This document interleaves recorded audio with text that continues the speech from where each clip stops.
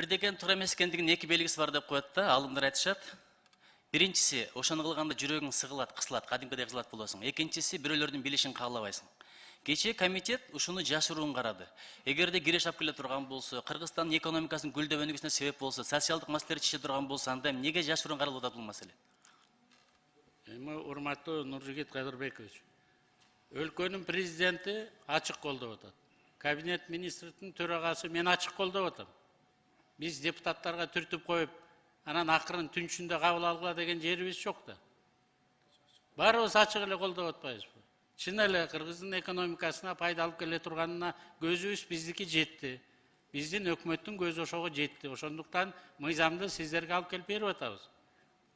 Ал эми сиздердин коллегаларыңыздар комитетте кандай карайт, эмне карайт, мен комментарий бере албайм да.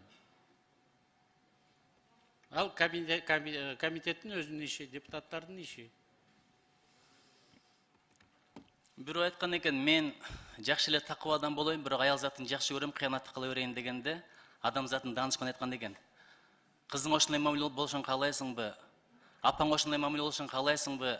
Эжеңе бирөө кыянатты кылышты каалайсыңбы деп. Ушул эле суроону берейин. Банкрот болушун, камалышын, үй бүлөсү бузушун каалайт белеңиздер жакындарыңыздардын. Анткени зулумдук узап кетпейт, башка келе турган нерсе. Ким чечим кабыл алса, башка базган болуп тиет.